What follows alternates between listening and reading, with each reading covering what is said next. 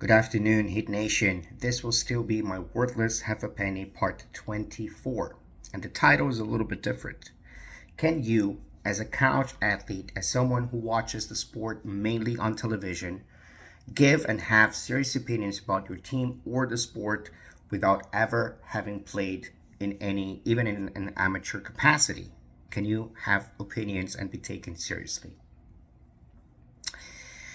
That is a question. Well, kind of isn't though, right? Before we even start, it's very important to establish that sports are not rocket science. They're not neurosurgery. Okay? If you can give sensible opinions on how the economy is, talk about national debt and taxes, even vote on it and actually make a difference in the world when you actually vote on these matters without being an economist, you can certainly host talk shows on basketball, on golf, even if you just have the theoretical experience and just about enough experience to talk about it. So that there goes your answer. You can talk about movies without having studied structured cinema. So you can certainly talk about soccer without ever even having kicked a ball. Unfortunately, social media gorillas always come with that argument against people like me who haven't played basketball in even an amateur capacity. They come, but you haven't played in an amateur capacity, or you haven't played in a structured or organized way. You don't know what you're talking about. And the truth is, that's BS. It's not true. You can know what you're talking about without having played. So that answer is out of the gate already answered. But let's dive a little bit deeper into that idea, right? My background is strongly soccer based, right? I watched my team, Corinthians from Sao Paulo, Brazil, my entire childhood, and I even played in schools. Most Brazilian boys are going to play street soccer, and increasingly girls, by the way, are going to play street soccer and are going to play in a structured team at some point in their lives. And they are going to, just like me, learn the basics of what lineups and formation and positioning mean in general.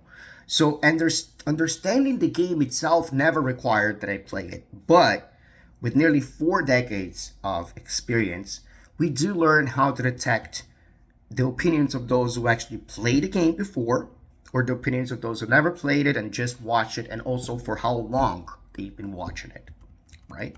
So those Brazilian boys or girls who play street soccer their entire childhoods and even for teams, when they say that a player is out of place, is not playing in her actual position, they talk from experience. But again, it doesn't mean they're right, because the way that you see something and the way that I see something differs vastly from one another.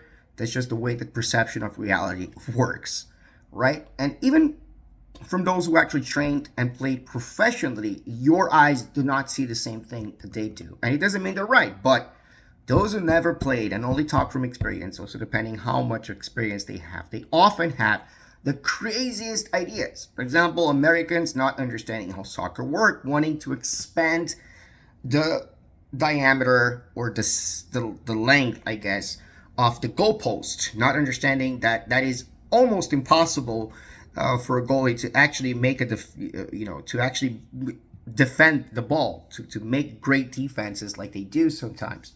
It's very difficult. But somebody who never played a game, somebody who's never been in that position, can't talk about it. And somebody who didn't listen to the experts and didn't learn enough and didn't observe for long enough can sometimes have the craziest ideas. Now, soccer is playing in clear formation lines, right? The defensive part of the pitch, the transition, and the offensive part of the pitch. When you know that, understanding and actually seeing the lines from the pitch, which is a lot larger than a basketball court, it's easier to actually for you to see those formations. So it's actually easier for you to learn the basics of soccer over the basics of basketball, because basketball with compact lineups, with a compact court, it makes it very difficult to understand exactly where players are supposed to be and why they were not in the right place at the right time if they make a mistake, or how brilliant they were when they were in the right place in the right time.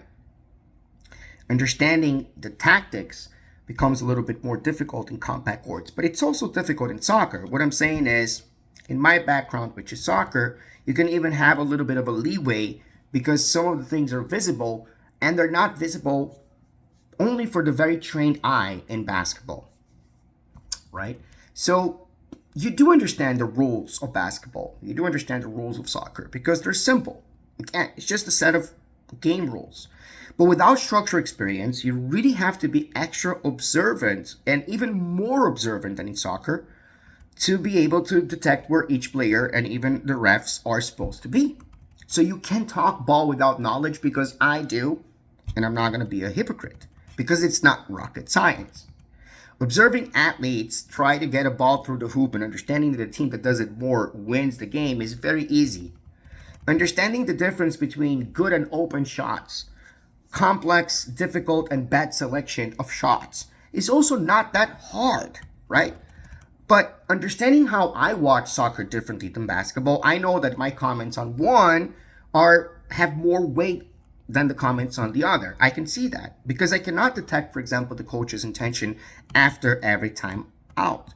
So the bottom line is, even those who played in the NBA itself, they can't always understand the real intentions of the coach in real time. They're better used to explain what was the way that things happened, the way that things turned out, but not necessarily to watch it unfold before it unfolds, but they can watch it unfold better than us. But even the most experienced players can say things that go and make Spo say, oh my God, frustration, oh, this is just not for the trained eye. Because that trained eye can be best used, again, to explain certain things, but when it comes to giving opinions, it seems like the level, like the play field is leveled, right? That doesn't mean, for example, if we don't have a trained eye, we can't see the broad reasons for the successes or failures of our teams. Sometimes it's difficult to put your finger on exactly where it went right or wrong. For example, I can say that Hero played horribly during the postseason, give my opinions, but someone more experienced is going to be able to detect exactly where it went wrong, where it went right, what kind of player can be best used in a position as opposed to Hero, why X and Y should start, or why Y and Z cannot start together. Fans can analyze what they see and disagree with even the most experienced fans in the world. And sometimes they can even be right as often as those who have experience, right? But it's always wise to defer to people with experience to learn about the game and to understand how the game can best work. For example, another example of something that somebody can say, and we hear people like, Paul Pierce and, Kenny, Kendrick Perkins, sorry. So a few of those people would say something like, Michael Jordan is better than LeBron or vice versa. Being better is subjective, but if you want to listen to them, it's always good to listen to them because they know how to play the game of why they think that Michael Jordan had a specific role and he played in a certain way, and why LeBron has another role and he plays in a certain way, and why they think that one would go and win over the other. Another opinion is, Spo is a bad coach. We normally listen to this from nervous and angry fans, right? I mean, you can objectively disagree with that, and you can objectively present the numbers and say, no, that's not correct, right? I mean, it's impossible that Spo is a bad coach with this record. But if you want to say Spo is not the coach that Miami Heat needs right now, and you actually play the game and you have experience, I want to listen to what you have to say.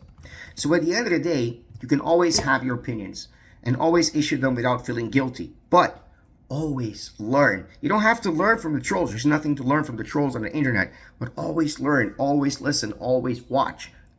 And relax. Because at the end of the day, it's just a game.